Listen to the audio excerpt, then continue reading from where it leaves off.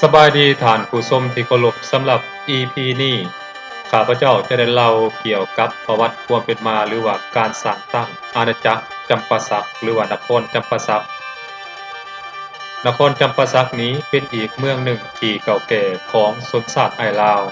ที่ตั้งอยู่ในตอนใต้ของแผ่นดินลาวรวมเอาสองฝั่งแม่น้ำโขงและเป็นของเขตที่มีความอุดมสมบูรณ์เหมาะแก่การปลูกฝังและเลี้ยงสัตว์นครจำปาสักชื่อเดิมแม่นจำปานาคบุรีซึ่งตั้งอยู่บริเวณเมืองจำปาสักในปัจจุบันคนที่มาอาศัยอยู่ก่อนหมู่แม่นพวกละวาแต่ต่อมา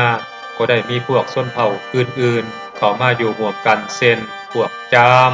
พวกขอมเป็นต้น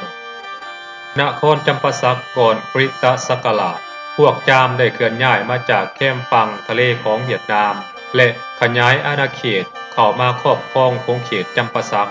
ซึ่งมีท้าวคัทนามเป็นผู้ปกครองพอถึงศตวรรษที่3พวกขอมแห่งอาณาจักรฟูนันก็ได้เฮื่องอำนาจและควมเอาถึง 5,000 ถึง 6,000 ลี้ซึ่ง1ลี้เท่ากับ575เมตรควมเอาอาณาจักรใกล้เคียงถึง10อาณาจักรฉะนั้นจึงเฮ็ดให้อาณาจักรจำปาสักต้องอยู่ใต้อำนาจของพวกขอมแห่งฟูนันโดยเฉพาะแม้ในระยะที่พญากรรมทาเป็นผู้ปกครองในระยะนี้พระองค์ได้สร้างวัดผู้ขึ้นแต่บ่สำเร็จมาถึงศตวรรษที่6มีกษัตริย์ขอมผู้หนึ่งชื่อว่าพระเจ้าเทวนิกะพระวรมันได้มาปกครองและสืบต่อสร้างวัดผู้จำปาสักขึ้นโดยมีศิลปะลวดลายแบบพวกขอมนับแต่นั้นมาพวกขอมก็ได้ควบคุมและขยายอำนาจเข้าสู่ขงเขตนี้ในปีคศ539พระอนุชาของกษัตริย์แห่งอาณาจักรจำปาสักก็ได้ยกทัพเข้าไปตีอาณาจักรฟูนัน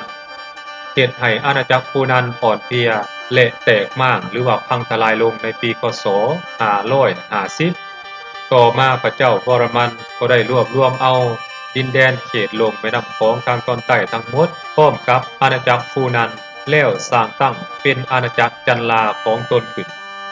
จากนั้นก็ได้เคลื่อนย้ายศูนย์กลางปกครองลงไปทางภาคใต้เรื่อยๆจนมาฮอดศตวรรษที่8อาณาจักรจันลาก็ได้ทรุดโทรมลงอันได้เฮ็ดให้อาณาจักรสีโคตรบองแยกตัวออกเป็นเอกราชในปีคศ713ซึ่งมีดินแดนรวมเอานครจำปาสักมาฮอดศตวรรษที่9หาศตวรรษที่10นครจำปาสักได้ตกอยู่ภายใต้อิทธิพลของพวกอังกอร์จนมาถึงท้ายศตวรรษที่13พวกขอมจึงได้เสื่อมอำนาจลงฉะนั้นชาวเมืองจำปาสักจึงได้แยกตัวออกเป็นเอกราชอีกครั้งใหม่นับตั้งแต่นั้นมาอาณาจักรจำปาสักก็คือเมืองลาวบูฮานอื่นๆต่างก็มีการปกครองพ่อไปทั่วลาวจนมาฮอดศตวรรษที่14เจ้าพระงุ่มแหลงล่าธรณี